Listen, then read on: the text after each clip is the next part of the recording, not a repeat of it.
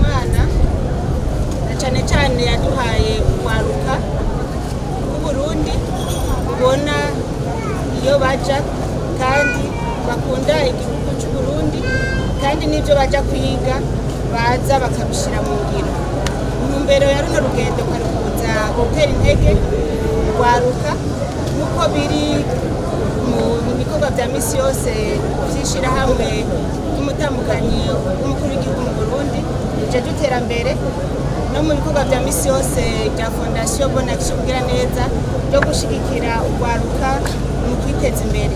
Na cyane cyane rero twumvise ko Bonye Sudi yashize mu ngiro ivyo yagiye kwiga afashijwe na Fondation yatanguye gufashwa na Fondation Buntu, hanyuma natwe duca tubandanirizaho naryashira hamwe Fondation Merck dukorera i Dubai barabigishije ibijyanye kuvura indwara y'isukari kama naca bifata mu ntoki ivyo yize ati reka ngende kuvura ba barundi bene wacu.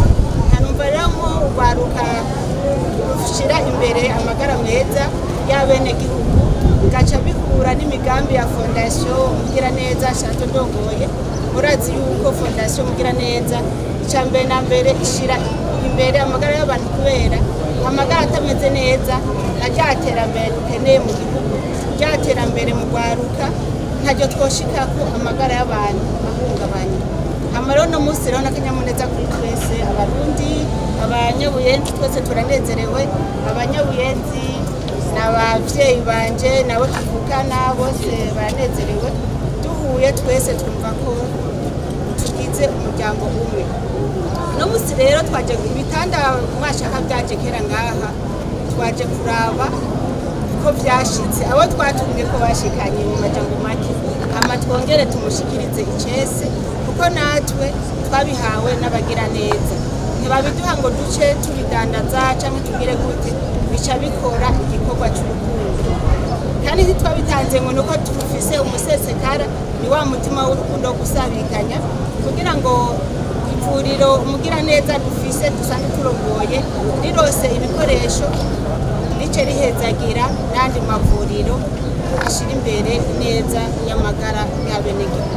Kandi noneho mwese mwiko muragendagenda murabona ko n'umuntu agikeneye gufatwa mu mugongo agikenewe gushigikirwa muri ibi na biriya nk'urwaruka. Murazi urwaruka rwama rukeneye abavyeyi ko babaha intege impanuro ko ibintu nyene bikena ko umugambi wiwe uterije imbere.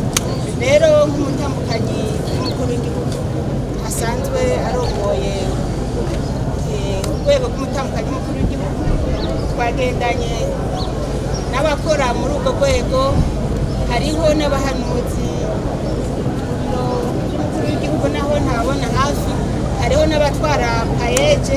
Ivyo bibazo byose bazobifatana kubera nibyo twese duharanira iterambere y'urwaruka. Kubera urwaruka novuga ko n'amatuta n'umushinge w'iterambere. Urwaruka rukuze rufise aho rwatanguriye turabona ko ejo ari heza.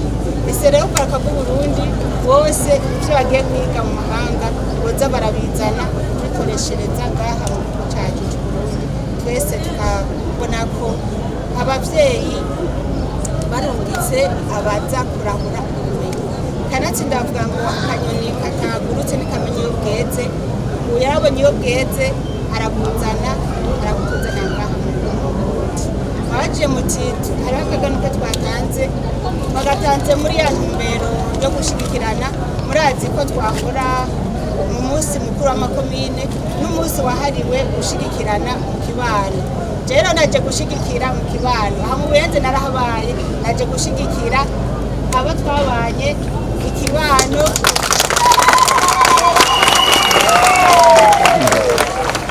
Narose umwanya wo kuzana ku kaganuke kugira ngo nshigikire abo mu kibano. Uno munsi rero kaba akaryo keza ko kuzanzanye agaseke kugira ngo abamama bacu abavyeyi bacu inshuti banyokuru babone ko umwuzukuru yakuze kandi yibuka aho yabaye. Hamwe n'ivyo rero uno munsi gushigikira urwaruka. Ibikorwa ntibihagarikiye ngaha, duca tubandanya gushigikira urwaruka.